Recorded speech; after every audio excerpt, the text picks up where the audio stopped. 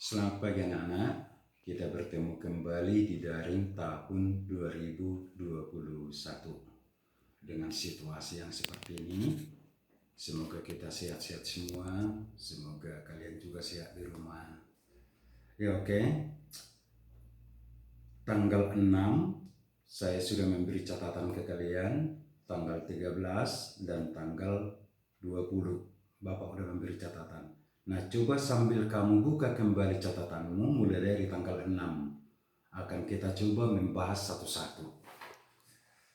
Ya, Bapak mulai dari nomor 1 itu tanggal 13. Dampak proses tenaga eksogen terhadap kehidupan. Tenaga eksogen. Tenaga eksogen itu tenaga yang berasal dari luar bumi.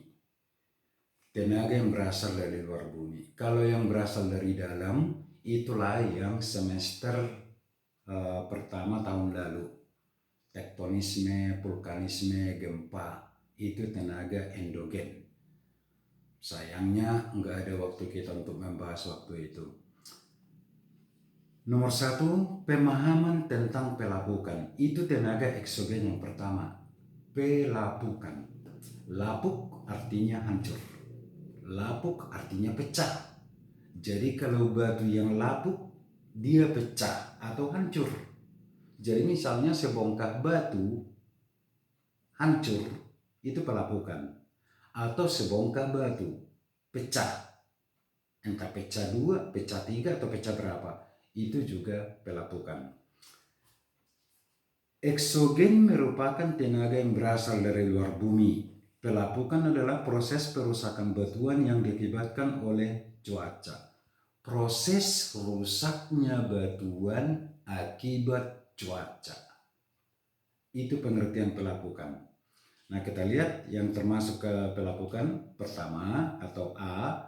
Pelapukan fisik atau mekanis adalah proses penghancuran secara mekanis. Pertama, akibat pemuaian batuan pada saat panas dan penyusutan batuan pada saat dingin. Pemuaian, memuai, mengembang. Jadi misalnya di daerah-daerah yang panas seperti gurun pasir, siang hari suhunya tinggi, malam dingin. Jadi siang dia panas, malam dingin. Coba kamu panas misalnya satu batu, coba praktekkan nanti. Panasi dulu batu kecil, sepanas-panasnya. Lalu celupkan tiba-tiba ke air dingin. Besar kemungkinan batu itu pecah. Atau seperti kaca. Kalau kaca dipanasi, tiba-tiba dicelupkan ke air, kacanya pecah. Seperti itulah pelapukan. Jadi seperti contoh yang Bapak barusan, gurun pasir. Siang dia panas, malam dingin.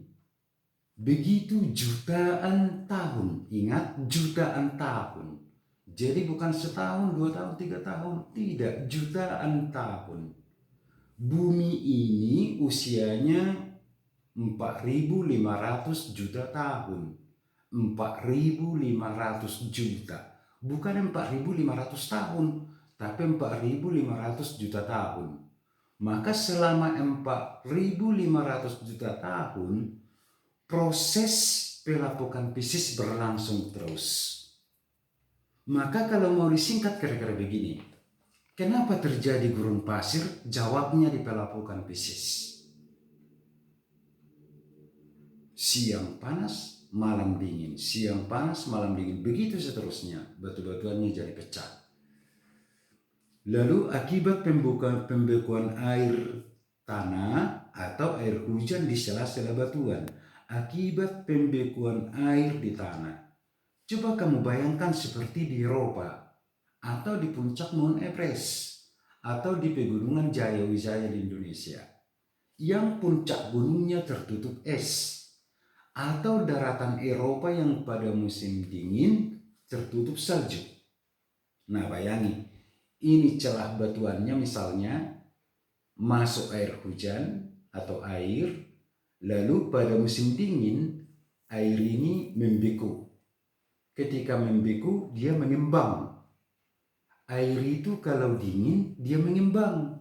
Es itu mengembang, makanya terapung. Nah, ketika es tadi mengembang yang dicela batuan, dia mendorong batu ke kiri dan ke kanan. Batunya menjadi retak. Nah, itu juga berlangsung jutaan tahun, bahkan ratusan juta tahun. Jadi bukan sehari 2 hari. 3. Perubahan suhu secara drastis di daerah gurun. Barusan Bapak berikan contohnya. 4. Pengkristalan air garam pada air tanah yang mengandung garam ketika suhu tinggi. Garam. Garam ada di laut, ada di darat. Yang di darat itu mengkristal, membeku, berubah menjadi garam. Itu juga bisa merusak batuan. 5. Erosi pegunungan. Bayangin aja kalau ada air hujan turun di pegunungan. Itu juga bisa merusak batuan. B. Pelapukan organis. Organis artinya makhluk hidup. Makhluk hidup yang merusak batuan atau makhluk hidup yang merusak permukaan bumi. Contoh, semut. Semut bersarang di batu. Kelihatan itu kecil, bersarang di batu. Tapi ketika dia melubangi batu, batu itu digigiti, diangkut dikit-dikit. Batunya bisa hancur. Jangan bayangkan satu semut. Kalau Bapak berikan contoh, kalau pernah kamu lihat sarang semut dalam tanah, itu bisa sebesar bola kaki. Satu kelompok semut. Jadi di dalam tanah atau di dalam batu jadi terbentuk lubang. Hitung di permukaan bumi berapa banyak sarang semut. Kalau satu kelompok tadi sarang semut sebesar bola kaki, berapa juta sarang semut di bumi. Batuan hancur. Lalu pelapukan organis adalah pelapukan oleh bakteri, jamur, hewan, dan tumbuhan. Pokoknya yang dilakukan oleh makhluk hidup. Jadi misalnya pelapukan oleh bakteri. Kalau saja kamu jurusan IPA akan mengerti bakteri. Yang pasti bakteri itu makhluk hidup dan dia banyak katakanlah di permukaan bumi. Itu juga merusak tanah. Lalu jamur. Pernah kamu lihat jamur tumbuh? Coba lihat di dinding rumah kalau ada jamur atau lumut. Kapan tumbuh lumut? Tempat tumbuhnya akan berubah jadi tanah. Lambat tapi pasti akan berubah. Lalu hewan, termasuk tadi semut tadi. Misalnya tikus. Tikus itu bersarang di tanah atau batuan. Ingat ketika saya bilang batuan di geografi semester 1 kemarin, Bapak udah jelaskan, ketika kita bicara batuan, maka yang kita maksud ialah tanah, pasir, lempung, dan seterusnya. Itu batuan. Jadi kalau sekali lagi saya ingatkan, ketika kita ngomong batuan, yang kamu bayangkan jangan batu yang di jalan, tapi permukaan bumi. Itu pengertian batuan, biar mudah dipahami. Nah, jadi hewan, coba bayangkan atau hitung berapa banyak hewan yang bersarang di tanah atau di batu. Burung saja ada yang membuat sarangnya di bukit-bukit, tebing-tebing yang curam. Nah, batuan itu menjadi rusak atau lapuk atau hancur. Dan juga tumbuhan. Coba bayangkan satu pohon. Pohon itu tumbuh, akarnya di bawah. Bisa kamu bayangkan akar tumbuhan di bawah? Misalnya kebun karet atau kebun sawit. Ini pohon, ini pohon, ini pohon. Coba bayangkan akarnya di bawah. Itu akarnya sambil masuk ke celah tanah atau ke celah batuan, akarnya tambah besar, batuannya terdorong jadi pecah. Saya ulangi untuk dibayangkan aja. Coba bayangkan akar tanaman itu masuk ke dalam tanah atau batuan. Tadinya akar itu kecil, lama-lama jadi besar. Ketika akarnya tambah besar, batuan yang di samping kiri kanan itu terdorong ke samping. Nah, itu juga memecah batuan atau pelapukan. Kemudian C, pelapukan kimiawi. Proses pelapukan karena pengaruh air. Ini pelaku utama, air. Jadi misalnya besi bisa hancur kalau dimasukkan ke air, karatan. Batu juga seperti itu. Coba kamu ke sungai. hampir semua batu yang ada di sungai warnanya hitam atau kehitaman. Coba ambil satu yang kehitaman tadi batu itu. Coba pecah. Warna di luar beda dengan di dalam. Di dalam mungkin warnanya abu-abu. Batuan itu. Batu yang di sungai tadi. Yang di luar ini kehitaman atau hitam. Nah yang kehitaman atau hitam ini lapuk karena terendam oleh air sungai tadi. Kalau batuan itu kering seperti yang di jalan, yang tadinya batu dari sungai diangkut, kalau dia kering warnanya abu-abu. Ketika dia tadi di dalam sungai warnanya kehitaman atau hitam. Nah itu dia pelapukan kimiawi. Oke. Yang kedua, pemahaman tentang erosi. Ini catatanmu tanggal 6 Januari. Nah ini. Erosi merupakan pengikisan batuan yang dilakukan oleh air, angin, dan gletser.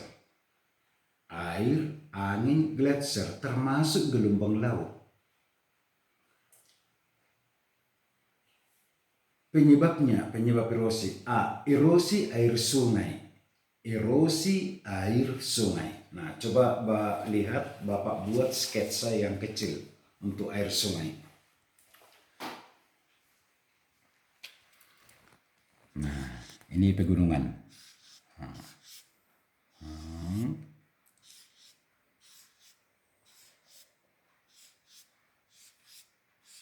Nah, ini sungai. Ini hulu, ini hilir. Makin ke hilir, sungai makin besar. Oke? Nah, sekarang gambar ini kita terjemahkan di daerah yang katakanlah datar begini.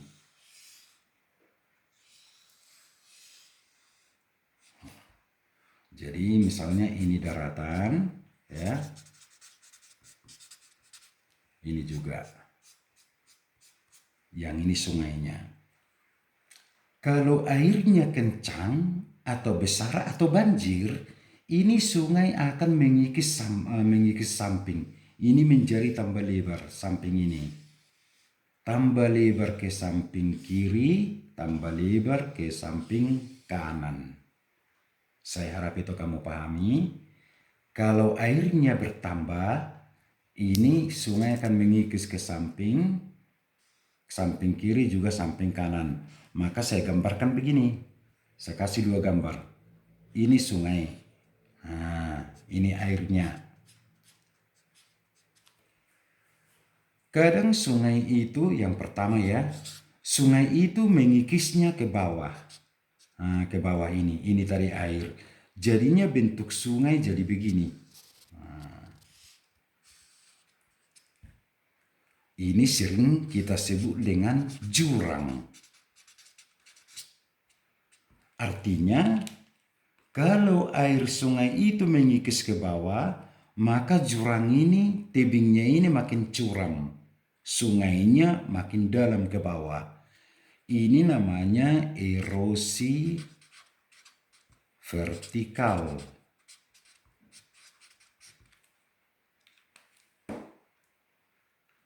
Kedua, ini tadi sungai. Nah, sungainya mengikis ke samping kiri dan ke samping kanan. Nih, air sungainya mengikis ke samping kiri, samping kanan. Akibatnya sungainya melebar ke kiri dan ke kanan. Sungainya melebar ke kiri dan ke kanan. Ini namanya erosi lateral atau erosi horizontal, erosi mendatar. Jadi saya ulangi ya, untuk erosi sungai dari sini tadi ini sungai itu dua bentuk erosi yang ditimbulkan. Erosi vertikal mengakibatkan sungai itu menjadi jurang. Kedua, erosi lateral atau erosi horizontal ke samping. itu membuat atau mengakibatkan sungai itu menjadi tambah lebar. Bukan tambah dalam, tapi tambah lebar. Nah, bayangkanlah gambar ini di sini, gambar ini di sini. Maka kalau kamu menemukan sungai yang jurangnya dalam, itu sungainya lebih kuat erosi vertikal. Bapak ulangi, kalau kamu bertemu sungai, lalu jurangnya dalam, itu artinya sungai itu lebih kuat mengikis ke bawah. Itu erosi vertikal. Airnya pasti lebih deras. Kedua, kalau kamu menemukan sungai yang lebar, itu erosi horizontal atau lateral. Airnya lambat. Pahami betul itu? Tadi erosi vertikal, airnya kencang deras. Banyak jeram-jeramnya. Kalau dia sungainya lebar, itu erosi horizontal, erosi lateral. Airnya relatif lambat. Nah, itu untuk erosi. Yang pertama, erosi air sungai. Ini nomor 1. Yang nomor 2, erosi air laut.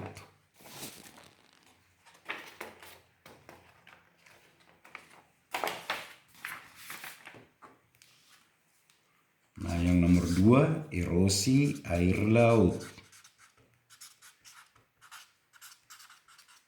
Ini sering disebut dengan abrasi.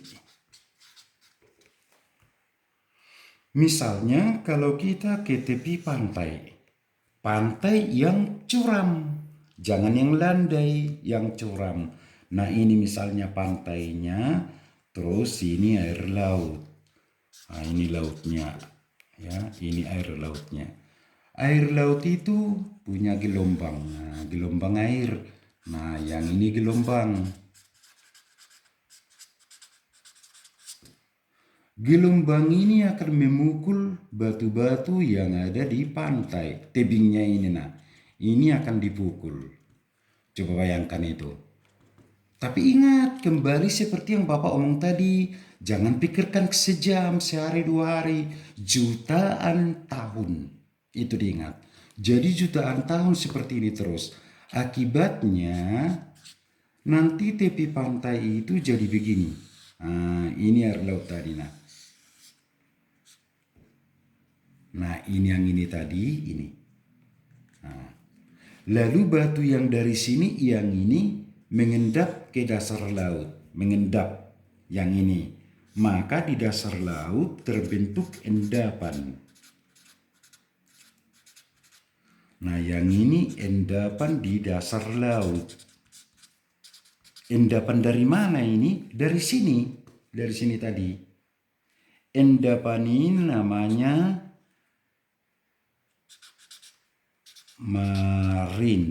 marine nulisnya.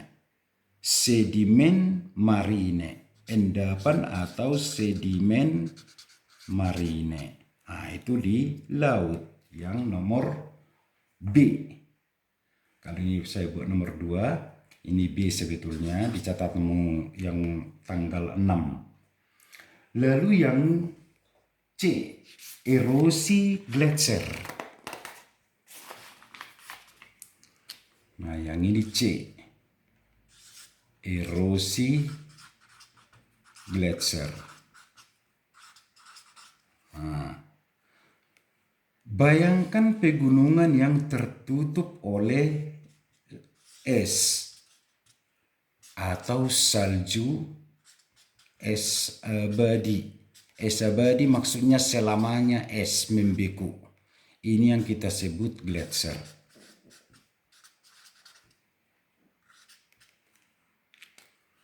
Es abadi artinya esnya tidak pernah mencair, selamanya membeku. Itu maksudnya es abadi atau gletser. Nah, kalau ini gunungnya yang tertutup gletser nih. Lalu dari sini, dari atasnya turun salju. Salju itu titik-titik es. Jadi bukan titik air, bukan uap air, tapi titik-titik es. Nah, ini menumpuk di sini, menumpuk. Lama-lama karena menumpuk di atas ini jadi berat, terbentuklah lidah gletser di sini. Nah, di sini nah.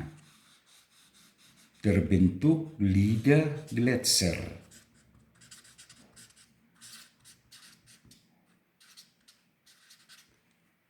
Nah, lidah gletser ini turun melewati pegunungan ini. Jadi kira-kira begini. Ini gunungnya, ini lidah gletsernya, ini turun. Nah, begini. Saya ulangi, ini gunung ini gletsernya, nah lidah gletsernya ini turun. Nah, bekas lidah gletser ini terkikis. Ini, bekasnya ini. Nah, jadi yang ini mengikis batuan yang dilalui. Yang ini mengikis batuan yang dilalui. Jadi kalau saya gambarkan lagi yang begini, ini menjadi cekung di bawah. Lalu hasil pengikisan ini kemana? Dibawa ke sini. Ini menjadi endapan. Nah, yang ini endapan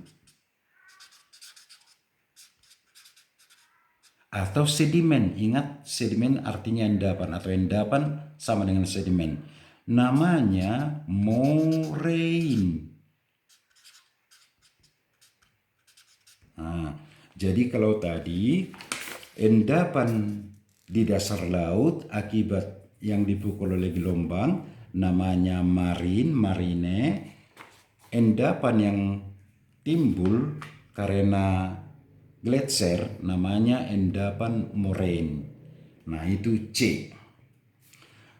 Nah, khusus untuk ini ingat tadi udah sempat Bapak singgung, coba bayangkan daratan Eropa yang tertutup salju atau gletser setiap musim dingin. Nah, bayangkan itu. Tapi ingat, sekali lagi jangan bayangkan satu hari, jutaan tahun.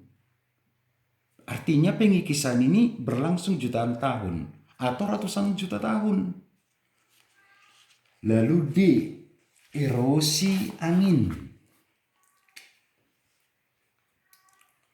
D, ini erosi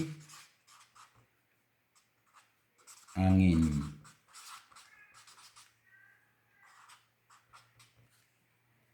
Nah, yang ini disebut dengan deflasi. Erosi oleh angin disebut dengan deflasi. Untuk erosi angin ini, saya kembalikan ke yang pertama tadi. Misalnya, nih, di gurun pasir. Kalau ini daerah pasir, gurun pasir, angin bertiup dari atas pasir, itu pasti membawa pasir. Kalau angin bertiup dari atas laut, dia membawa uap air. Maka kalau angin juga bertiup dari atas gurun pasir, dia membawa butiran-butiran pasir. Ini di RRC bisa menyebabkan kabut pasir. Nah, jadi kembali ke sini. Nah, ini angin membawa pasir. Misalkan ada di sini batu-batu besar seperti ini. Pasir yang dibawa angin ini akan memukul-mukul batu ini. Sekali lagi berlangsung jutaan tahun. Nah, ini dipukul-pukul. Hasilnya ialah batu cendawan seperti ini. Nah, jadi ini tadinya seperti ini dipukul keliling oleh pasir, jadi seperti ini batu cendawan. Suatu saat ini makin habis, batunya rubuh. Itu. Nah, ini erosi oleh angin. Peristiwa seperti ini disebut dengan korasi. Pengikisan yang dilakukan oleh angin, erosi yang dilakukan oleh angin seperti contoh ini namanya korasi. Kalau pengikisan angin tadi disebut dengan deflasi. Ya, ini. Tuh ya. Kemudian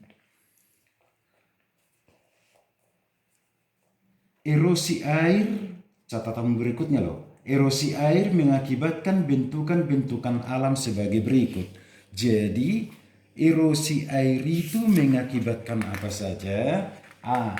Batuan dapat menjadi batu-batu pipih.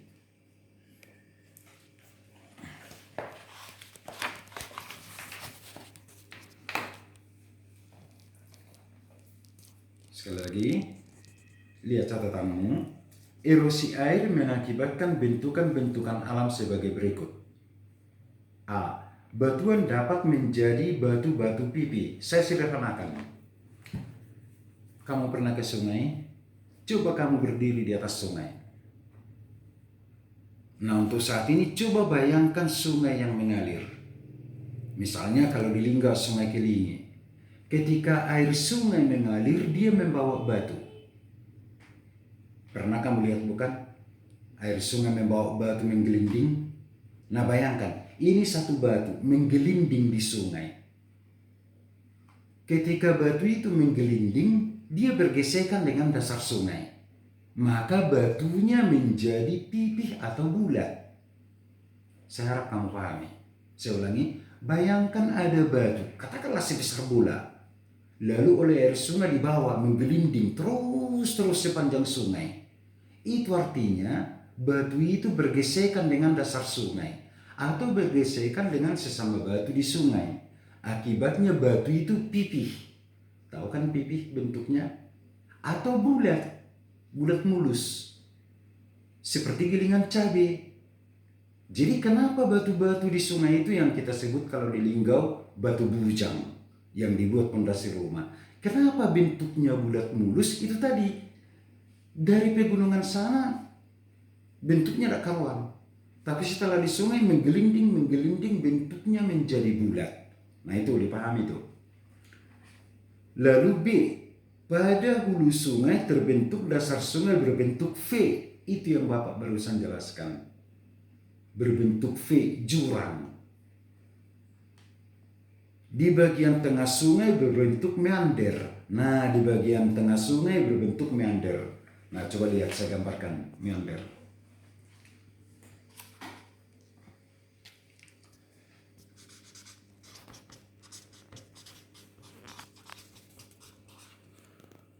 Coba bayangkan permukaan bumi yang datar. Nih.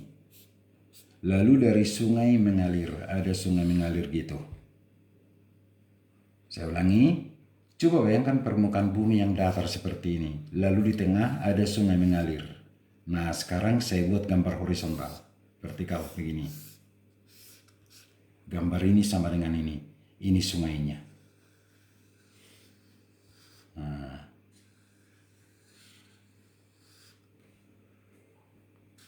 Suatu saat sungai ini banjir. Nah, dari sini airnya datang, banjir. Bagian pinggir ini akan menggesek, mengerosi bagian ini. Ini. Yang di sini mengerosi ini. Yang di sini juga mengerosi ini. Nah, jadi ikuti dulu gambar yang Bapak buat ini. Nah. Tadinya bentuknya ini. Nah, kemudian ini. Itu bentuk pertama. Tapi ketika terjadi banjir, ini bentuk sungainya jadi begini. Ini jadi bengkok ke sini. Jadinya belok-belok begini.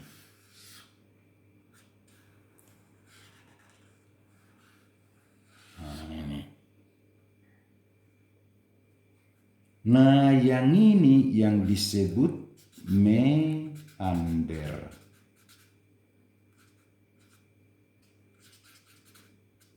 Sungai yang berkelok-kelok ini yang disebut meander. Berkelok-kelok. Tetapi kalau ditanya, kenapa ini berkelok-kelok? Jawabnya seperti yang Bapak jelaskan tadi. Suatu saat kelokan sungai ini bisa berubah jadi begini. Ini tadi sungai yang berkelok-kelok itu. Nih. lalu suatu saat airnya lebih keras, katakanlah lebih banjir lagi, ini nerobos, terus begini, dipotong ke sini. Nah, ini diterobos. Jadinya bentuk sungainya jadi begini. Nah, atau malah begini, lurus. Pahami? Saya ulangi sekali lagi. Suatu saat kalau air ini lebih deras lagi, lebih besar lagi airnya, yang tadinya berbelok begini, karena ini kuat, ini diterobos ke sini. Jadinya dari sini jadi lurus begini. Maka kalau saya gambarkan kira-kira begini. Nah, ini sungai yang sekarang, tadinya ini berbelok begini. Yang ini atau yang ini menjadi tinggal, jadi begini. Nah, saya ulangi, ini aliran yang sekarang, ini jadi tertinggal. Nah, yang ini nanti disebut Oxbow Lake. Oxbow Lake, kalau di bahasa Indonesia kan menjadi Danau Tapal Kuda. Yang ini, karena ini akan terisi air di pinggir sungai. Jadi kalau seandainya kamu misalnya naik helikopter, kamu di atas sungai Musi, atau di atas sungai Bengawan Solo, atau di atas sungai yang besar, kalau ada seperti ini, Danau Tapal Kuda, ini lalu terbentuk sungai begini, itu datangnya dari meander. Ya, oke. Kemudian pada hulu sungai terbentuk dasar sungai berbentuk V, tadi udah Bapak jelasin. Relief permukaan bumi berubah seperti puncak gunung. Saya sederhanakan.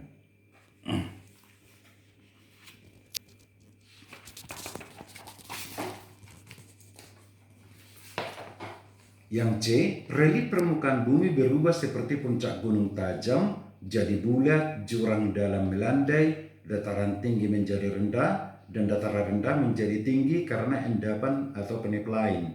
Kemudian B, tanah atau pertanian berubah seperti tanah menjadi tandus dan bisa juga menjadi subur.